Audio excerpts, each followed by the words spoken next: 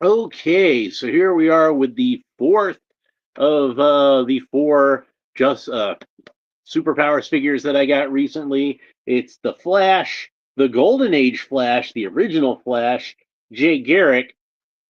Now, I do think that this is a nice piece of artwork that they chose for this package. Like, I'm not trying to say it's not a nice piece of artwork, but excuse me, I don't know if it was the best piece of artwork to use for this package because, like, practically half of his body is hanging off the package. You don't see like one of his arms and one of his legs, and they probably could have picked a picture of Jay that fit into the package better. But I don't know who the artist is on this one, but it looks to me like maybe it's Dick Giordano inks. That's about the best I could say. But like I said, not a bad drawing. Like it just doesn't fit on there very well. Bobby Wald says, "Why is that guy wearing a salad bowl on his head?" Well, because I guess it depends on who you ask. But if you go back to the original Golden Age comics, they in his first appearance they compared Jay Garrick to the Roman god Mercury, who of course was based on the Greek god Hermes, and he wore a helmet like that. And also, he had a side job delivering flowers or something. It was a whole big thing. I think in more modern times, they did this bit where they said that it was like from one of his relatives that fought in World War I, and he just put the wings on there to make it look like a Mercury helmet. But like I said, it depends on which version you're going with. But basically, he's supposed to look like Mercury is the thing. So yeah, I like I don't know how the thing stays on his head when he's running around. I mean, like Mercury at least has the excuse of well, he's a god, so he's just using his god powers to keep it on. But I don't know, it stays on Jay's head. I figured you'd want to have like a chin strap or something. And how does nobody recognize him? Because he's not even wearing a mask. Well, they do explain in again in some of the later stories that when Jay is in the form of well, the disguise of the Flash, he vibrates his face at super speed, so people can't make out his facial features. So here's what the back looks like. There's the cross cell artwork. You notice they did use the Silver Age Flash logo for him, which was like I said, Barry Allen. That was the Silver Age Flash. That would have been his logo. But I think it still fits for Jay. It's still got that old school kind of look for it, so I think it's appropriate, even though it's not exactly his logo. So anyway, it says Jason J. Garrick was the original Flash, a speedster and founder of the Justice Society of America in the mid 20th century. That's the most we get. They don't tell us a whole lot about him. So Jay, when he was a college student, got exposed to fumes from hard water, and that was what caused him to become the Flash. Not a whole lot of scientific realism in a Golden Age comic. Excuse me, that was a burp. A lot of in the Golden Age comic books, but that's just like it's par for the course at that time. That's what we had. So anyway, let's go ahead and open them up. And I've been looking forward to this one, especially since we got that cool 3 pack with the Golden Age Green Lantern and Starman and Our Man. So, I figure you got a Golden Age Green Lantern, you got to have the Golden Age Flash.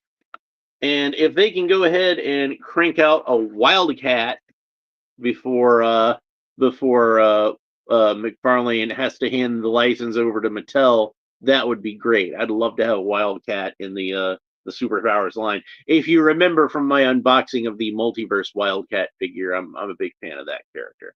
So anyway, he's got these Jay Garrick's boots. Lone Dragon says, "Your man." Well, whatever. Jay Garrick's boots aren't really drawn with a whole lot of consistency. Sometimes they're drawn as being like little short boots. Sometimes they're drawn as being taller, kind of more pirate looking boots, like what we have here. And usually they have the wings on there. Again, supposed to look like Mercury. Uh, I came here just uh, I just came in and heard our man. Well, that's just the kind of thing I say from time to time. CN Sukimana Suki sorry, Sukema. Hope I'm saying that right. I don't like mispronouncing people's names. Says hello there. Well, hello right back at you. So so yeah, he's got the kind of pirate looking boots with the wings on, and the wings are again supposed to be kind of a nod to Mercury. He had wings at his ankles. Mercury wore winged sandals. And Jay Garrick has little wings on his boots. But I think Mercury's wings were supposed to actually be functional and allowed him to fly, whereas Jay's are just kind of decorative, and he still just kind of runs around on the ground. And this is mostly a reuse of the original Mcfarlane Superpowers Flash body. It's got a new belt, it's got new boots, and it's got a new head. And in fact, I have over here the Wally West Flash, so we can compare. But same arms, same torso, same thighs, same upper shins, just different head, different belt, different boots. So I kind of wonder if maybe that's why they gave the original Flash figure, they made boots that were a separate piece of plastic in the first place. I kind of figured it was to help avoid paint rub on the toes, because that's a frequent problem with the original Superpowers Flash. Oh, I got a whole lot of comments. People become at me fast and furious. CN says, I am a toy hunter and a gamer. I also am a toy hunter, as you can see. Captain Have Fun is here, and he says, do you have the 7-inch Jay Garrick? Yes, I do, and I love that figure. In fact, I think he might be down here in my big box of stuff. Yep, there he is. There he is. There's the multiverse figure. So unfortunately, see, this one just has kind of standard superhero boots, and he has the wings on his side. Unfortunately, one of the wings fell off of mine, so that's too bad. Hopefully, it's in the box somewhere, and I can glue it back on. But you can see that they made some different choices with the superpowers one. This one, I kind of felt like they made the blue a little too bright, and this one they made it much darker. So, and I kind of feel like neither one of them is quite that sort of blue of the comic book, but it looks fine.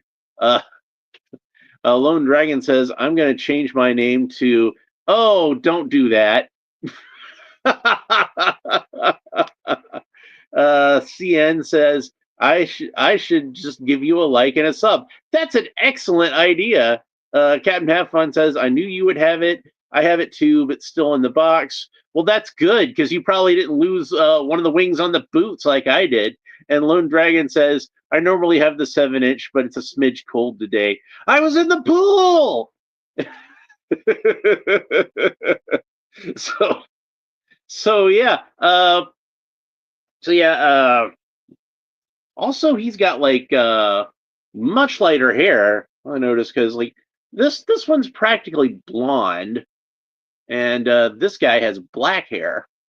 So and I usually think of the more modern appearances of Jay Garrick, where he had kind of like the little bit of salt and pepper at the sides. So this must be like him actually during World War II. So CN says he just subs and gave like, and everybody else watching should too.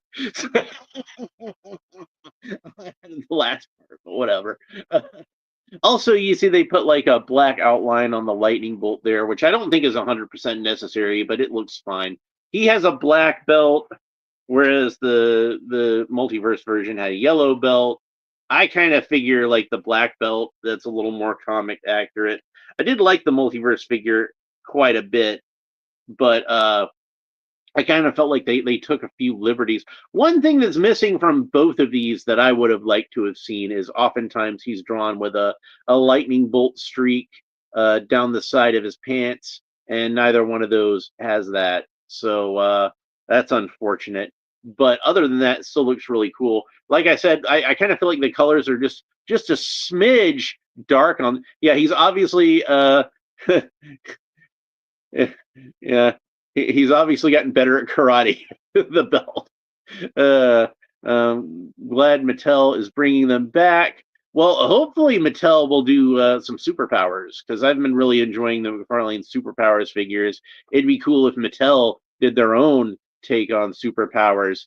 I'm kind of curious as to what Mattel's going to do if they're going to do more 7-inch scale figures like what McFarlane's been doing, or if they're going to go back to the 6-inch scale figures because obviously Mattel's been having some success with the 7-inch scale with the Masterverse figures, which are quite nice. So I figure they could probably do a larger scale on DC figures too if they wanted to. Lone Dragon clicked the like button twice. That's a double like. I'm sure that's how that works. Well, if that's the case, you should click it a third time and give it a triple like because that would be the absolute best, wouldn't it? All right, so let's talk about the articulation on this guy. Jay Garrick's head rotates all the way around, and of course, the arms rotate all the way around to the shoulders. These are 1980s style action figures. So the articulation is a bit more simplistic than what we remember in a lot of newer figures. But those of us who remember the 80s remember this is pretty much how it was. Captain Halfline says Mattel did 30th anniversary superpowers. They were terrible, nothing like McFarlane or Kenner. Yeah, I think I know the ones you were talking about. If they're the ones I'm remembering, they just kind of repainted some of the DC Universe classics and put them on superpowers looking cards. I mean, I guess they for what they weren't bad, but I never bought them because I just didn't really see the point in them. I was like, I pretty much already have these figures, and I'm not really a mint on card collector for the most part. And to me, like the main appeal of those figures was the packaging. They weren't bad figures really for what they were, but yeah, like they weren't really like superpowers figures. Like they weren't in the same scale or anything like that. Uh, so where was I? Oh yeah, articulation. So yeah, legs kicked forward about that far, legs kicked back about that far. He can do the splits no problem. He does have knee articulation, which for those of us who were collecting these figures in the 80s, we were really excited about that. That was not a common thing on 1980s action figures. Usually they were 5 points of articulation, but superpowers were 7. CN says, there's a store where I went before they sold some old DC figures. Well, cool. They have some old DC figures. Yeah, I hope they're a good price. So so yeah, there's our Jay Garrick figure. I did bring some of the other Golden Age figures over here, sweet. So there's Flash and Green Lantern together. And they look great together, don't they? And then we have Dr. Fate, of course, the vintage Dr. Fate figure from the old Kenner line. And since this is like one of those bodies that's a little one of the Mcfarlane figures that's a little too tall. The earlier figures were a little too tall. He's actually taller than Dr. Fate. And got Our Man still over here, so we can well, we can see him with Our Man. So that's pretty cool. And I get all 4 of these guys together. So later on, I'm going to take a picture with all my Justice Society characters all together. So that should be fun. But that's pretty good Justice Society. Still need Wildcat. They got to make Wildcat. Oh, I should probably dig Hawkman out too, even though it's not technically the Golden Age Hawkman. It's still a good Hawkman figure. So I'll dig my Hawkman out and take a picture with all of my Captain Half One. He's asking CN how old the DC figures were. Lone Dragon says, "So that's your man, huh? Wildcat? Yeah, sure."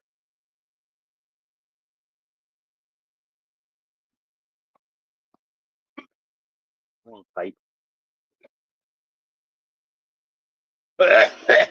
Sorry, wrong pipe.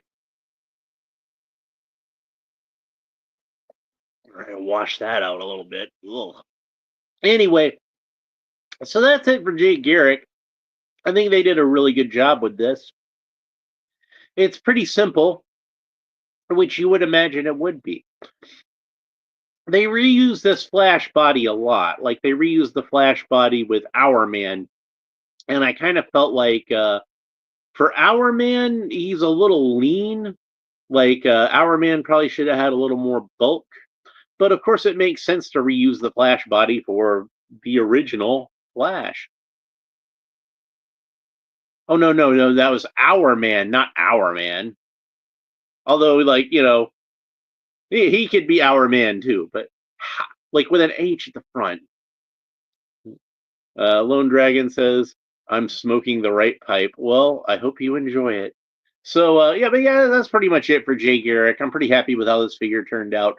Uh, hopefully we'll see a few more Golden Age uh, between here and there. Bobby Wald says only one of those four listened to Edna Mode about capes. Well, yeah, and if I had a Starman over here, he's got his cape too. So but I guess they're going to be a lot more careful than Thunderhead and all those guys. So yeah, but yeah, that's pretty much it for Jay Garrick. I'm pretty happy with how it turned out, and that's it for superpowers for now. At least until whenever I get some new superpowers in. Like I think the next wave is going to be those Superman movie figures, and I wasn't really interested in those. Uh, I don't know what's going to be coming up next. Captain Have Fun says Jay Garrick is my favorite Flash. Most of McFarlane's superpowers, Superman has small arms. Only the new ones, like the OG. Well, yeah, that one they tried to make the newer sculpt. They tried to make him look more like the older superpower, and he does look more like the older superpower Superman. But it's still not like with Batman, like this body, at least from the neck down, the sculpt is almost identical to the original superpowers Batman, but the Superman is still kind of different, and I don't know why, but it's still closer than the first Superman sculpt that they did. So yeah, I'll check your page out too, CN. I'll try to remember to go there right after I get off of this stream and go check it out. But where was I? I was saying something. I was talking about something. Yeah. So like, and even the movie Superman figures like mostly reuse that I don't know what you call the classic style Superman body. Uh, but Captain Half Fun says my son would want to have crypto, which comes with. I knew my son would want to have crypto, which comes with him. The Mcfarlane, like the multiverse figure. Or does he come with the superpowers figure too? I didn't see one that came with the superpowers figure, but I had at some point at the dollar store they sold these little miniatures from the animated the Super Pets movie, and I got the crypto that came with that. I thought he would scale with those pretty well. CN says my favorite DC superhero is Batman, and I agree. Batman is my favorite character. Period. Not even just my favorite DC superhero, just my favorite character. So, and my second favorite character is Dracula. So I guess I have a type. But yeah, that's pretty much it for Jay Garrick. I hope you enjoyed the stream. If you did, make sure that you like and subscribe and all the fun YouTube stuff down below. Leave a comment. Let me know what you think about Jay Garrick, this figure, and the character in general. Captain Have Fun says crypto only comes with the platinum version, so I'm interested to see what the regular one does. It'd be neat to put Reeves' head on the new figure. Yeah, I'll just leave it on the Reeves figure. Of course, I could 3D print one if I wanted to. So I've got files to do a 3D print of Christopher Reeve. Lone Dragon says, "I think we know Buona Beast is a superior DC character." Well, I do like Buona Beast. He's an odd duck. Anybody who watched the Brave and the Bold cartoon with the episodes they did on Buona Beast, I think that that gives you a whole new respect for that character. They used him very well on that show. Uh, I remember the Animal Man comics back in the late '80s. Some of the first stuff Grant Morrison ever did. He introduced he kind of revamped Buona Beast and had an actual African fellow get those powers, and he called himself Freedom Beast. That was pretty interesting. I liked that take on the character. That was pretty cool. But uh, but yeah, I like Buona Beast. I think Buona Beast is a fun character, and I tend to I like Tarzan. So I tend to like jungle type characters like that. So Captain Pathon says, please do an episode on 3D printing. I'm ignorant. I don't know a whole bunch, a lot more about it myself. I think I know like the bare minimum on how to 3D print stuff. But basically, I can go online and find various files on that I can print out. Like Cults 3D is a website that I go to a lot, and you can purchase various files on there. Thingiverse is another website you can go to. Everything on Thingiverse is free, and you can find some cool stuff on there too. But but yeah, you download the file, you use the slicer software on your computer, and then you put it onto the machine and print it out. Uh, can Batman make a can Batman make a lionoceros? Well, no, no, but he's got a cool car, you know. Buona Beast, that's his superpower. For anybody who's unfamiliar with the character that's watching that, is he can take any two animals and mash them up and make another animal. Which you might imagine something that uh, Grant Morrison used to a very bizarre extent. Because Grant Morrison. Captain Pepfun says you're a master painter too. Yeah, but I don't do that on the internet because, I don't have an OnlyFans page or anything. Oh, painter. Yeah, yeah. Oh, thank you. I appreciate that. Or a hippopotam bear. Yeah, he can do all kinds of crazy stuff. So, but yeah, Buona Beast is cool. I like Buona Beast. Like I said, he's one of those characters that at first you look at him and you're like, oh, that's typical Silver Age DC goofiness. But like I said, if you watch the Brave and the Bold cartoon, you get a whole new respect for that character. And of course, the Brave and the Bold is a cartoon that's just stuffed with Silver Age DC silliness, and I love it. I'm totally here for that. But they actually managed to treat the character with some dignity and respect, as well as just kind of having fun with the goofiness. And yeah, or a jackalope. Hey, those are real though. Yeah, CN says that was a good cartoon. I think that it's, to me, it's almost as good as Batman the Animated Series. I definitely think that it's one that doesn't get enough love and attention. It's one of my favorites. So, but yeah, to me, it's almost on that Batman the Animated Series level. I don't think anything could really ever match Batman the Animated Series, just because, like, even if a show was technically better than Batman the Animated Series, nothing can really uh as far as like its historical importance. I don't think anything could ever match up with it. Lone Dragon says, but it's not rabbit sized. Well, maybe. I've never actually seen one. I just know they exist because I was told so by the taxidermist. Uh, yeah, CN says my favorite Batman animation series is the Batman 2004. That was a good one too. I liked that one, especially from the second season. I think it was second season. When did they introduce Batgirl? I really liked Batgirl on that. They did a good job with her, and they did a really great job with the Justice League characters in the last season a swarm of bumble squirrels. Yeah, Lone Dragon, he could pretty much just make whatever he wanted to. He could combine anything. Captain Hadfun says BTAS was groundbreaking. I remember seeing it on prime time one night. Perchance to Dream was the episode based off of a Twilight Zone episode.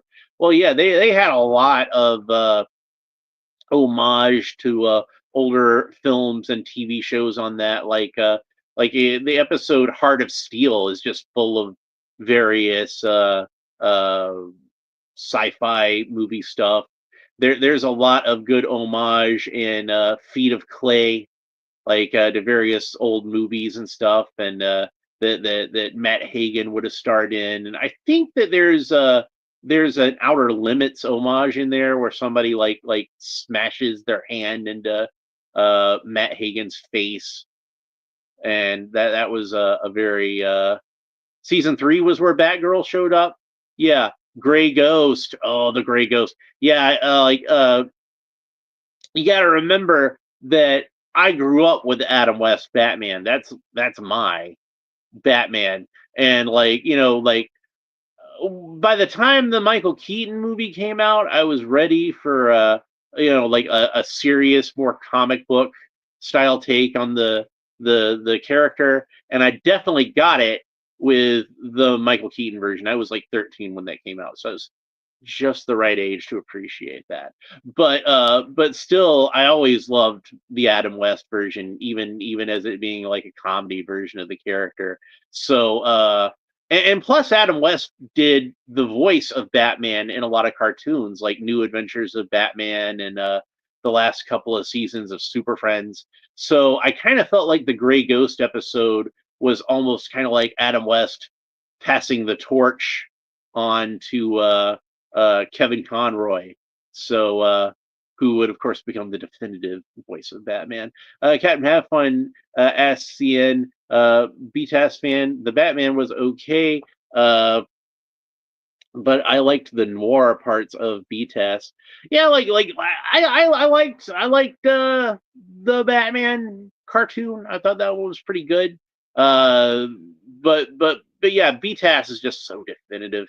It's really kind of hard just to like you have Kevin Conroy as the voice of Batman. You've got some pretty definitive versions of most of the villains too. I think most people would probably tell you that Mark Hamill's Joker is the best Joker, and I'd be hard pressed to disagree. We had the introduction of Harley Quinn. We had the probably one of the best versions of Alfred. We've got Two Face. The origin of Two Face episode was fantastic. You've got the Scarecrow, you've got the Mad Hatter, you've got the best version of Mr. Freeze before or since. CN says everybody has their own favorite Batman animated show. That's certainly true, and most of them had been really good. I mean, I remember being really little and seeing the Filmation New Adventures of Batman, and I really enjoyed that at the time. Lone Dragon says he likes Batman Beyond as well, and yeah, Batman Beyond. That's another one where following in that the footsteps of Batman the animated series. For a long time, I said that Batman Beyond was the best Spider-Man cartoon ever made because there's a lot of Spider-Man influence in Batman Beyond. A lot of the same villains, a lot of villains that are very similar. You had the Craven knockoff character. What was his name? You know the one I'm talking about. It was basically Craven. You had uh, Blight was kind of similar to the Green Goblin / Norman Osborn kind of thing. You could read a lot of Spider-Man influence in that show, which I really liked. So, yeah, Batman Beyond was great. Captain Athlon says, I'm partial to BTAS for a reason. My friend did one of the voices. Yeah, he did, didn't he? And I know who that friend was. Here's a hint for somebody. He also played the son of that guy. So just yeah, there you go. Stalker, yeah, he's one of the best GI Joe characters. Stalker is like one of the absolute best GI Joe characters. Like he's been there since the beginning. So, but I don't know how I got on GI Joe. That's crazy. So anyway, that's it for this episode. We had a little bit of extra rambling time at the end where you got to hear me ramble on about some stuff. So I hope you enjoyed that. I'll be back on the next episode. And speaking of definitive animated takes on characters, we're going to be starting on DC. Oh, Stalker was that was okay. Okay, cool. That makes sense then. Okay, I gotcha. I gotcha. I'm sorry. I'd skipped like 3 topics ahead since then. Yeah, I think they almost made an action figure of him. He was a really cool character. But I don't think that one was ever released. I think that they actually did make like a at least like a hand sculpted prototype of him. So but yeah, I liked that character. Well, I like Craven anyway, so I'm like, oh, this guy's kind of like Craven. That's cool. But you know, like Spellbinder, of course, was a Silver Age Batman villain, but their version of Spellbinder was kind of like Mysterio. So I liked that. Like I said, if you watch it with a mind towards Spider-Man, like I almost kind of imagine Bruce Timm watching like the '90s Spider-Man cartoon and not being that impressed with it and being like, I could do better. And yeah, I'm gonna stop by CN. I'm gonna stop by your page and check it out. So and thanks for coming by and chatting with us. You know, always good to have you. And always good to have you, Captain Have Fun. Always good to have Lone Dragon. So always good to have Bobby Wall. Uh, and then Captain Have Fun says, I'll message you, want to do the review. Oh, yeah. Uh, yeah, I'm going to be working tonight. But if you're going to be live, I'll try to at least stop by for the chat. So Curare. Ink was Clay. Yeah, Ink was Clayface. She was like the kind of updated Clayface. And Captain Have Fun says he's going to sub to CN also. So that's cool. So yeah, next episode, I'm going to start back on Multiverse, and we're finally going to open up my Fleischer Superman. I'm really excited about this, talking about like definitive animated takes on characters. Like, I don't know if there's any superhero cartoons better than those old Fleischer Superman cartoons, which of course were a big influence on Batman, the animated series. So yeah, so Superman classic animation. That's how they decided to phrase it. He is nice, isn't he? So I'm excited about this, and this is that newer Superman body, the Earth 2 type Superman body, which I think is the best figure for the character. I think the best standard buck for the character anyway. So looking forward to opening up that. We got a lot of Batman, we got a lot of Superman, we got like Supergirl, we got Dr. Fate, we got Adam Strange, we got Bizarro, we got a lot of cool multiverse stuff coming up. So if you want to make sure you don't miss it, make sure you like, subscribe, all that fun stuff. Captain Have Fun says maybe we could do Fleischer since you have that one. I figure we can just do a Superman stream. Well, if you want me to open up that one, I guess I'll do something else on my next episode. So I'll go ahead and set that aside. But I'll open up something. God knows I got plenty of Superman figures to open. I've also got that Silver Age Superman figure to open as well. So we'll go ahead and do that. We'll do the Silver Age Superman. Or Captain Have Fun says Beast Kingdom's Val Kilmer Batman is pretty cheap. I'll have to try to remember to check that out then. So but anyway, that's it for this episode. Hope you enjoyed it. We will talk to you next time. Bye. Go.